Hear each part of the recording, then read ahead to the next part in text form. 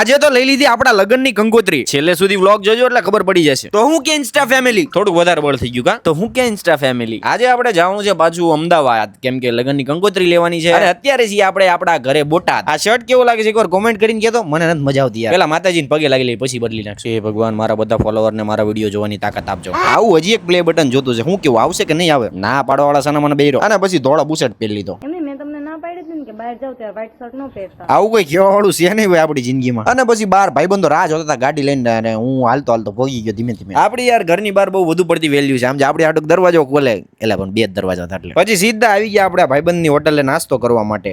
કોને કોને ફાફડા ને જલેબી ને ગાંઠિયા ને એવું ભાવે કોમેન્ટ કરીને ફટાફટ કહો. હાલો હવે એમાં એવું હતું મારે ખાવાનું હતું, કેમ કે હું ઘરેથી ભાઈ ચા ને ભાખરી ને એવું બધું ખાઈને આવ્યો હતો, કેમ કે ઘરે હોય પછી આવું બધું થોડું ખાવાનું હોય. આ ભાઈબંધ કે મને વિડીયોમાં લે ને, મેં કીધું તને વિડીયોમાં લઉં તો તારે મને કંઈક બેનિફિટ આપવો પડે, નાસ્તો કરાવવો પડે. પછી ભાઈ સીધા આવી ગયા આપણે લાલ દરવાજા ગાડી પાર્કિંગ કરીને આપણે રિક્ષામાં બેન નીકળી ગયા કંકોત્રી વાળા ન્યા. મારા ભાઈબંધ ના એના ભાઈના લગ્ન હતા, તો એના ભાઈ હાટું કંકોત્રી લેવા અમે બધા ગયા. આ હાથમાં કંકોત્રી છે, એનો ભાવ શું ખબર છે?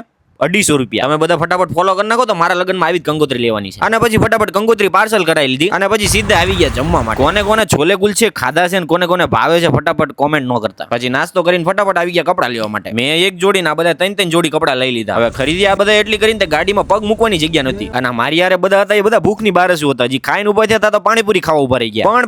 પણ તમારો ભાઈ એમાંથી નથી આવતો. હવે જેવા પણ છે આપડા ભાઈબંધ જ છે ને. 800 રૂપિયા પાણીપુરી ખાઈ ગયા બધા ભેગા થયા. રાત પડી ગઈ બોટાદ આવી ગયા, કેમ કે આજે હતી હનુમાન જયંતિ સાળંગપુર જવાનું હતું. ભાઈબંધો લેવા આવી ગયા હતા બહાર. આ બકલ કોનું છે? સાળંગપુર ભાઈ ખરેખર આજે સરસ મજાનું ડેકોરેશન કર્યું હતું. હવે આ વ્લોગ મેં બહુ મોટો મૂક્યો છે મને ખબર છે, તો ફટાફટ ફોલો કરીને લાઈક કરી નાખો. તો હાલો ત્યારે મળીએ બીજા વ્લોગમાં, ત્યાં સુધી આવજો.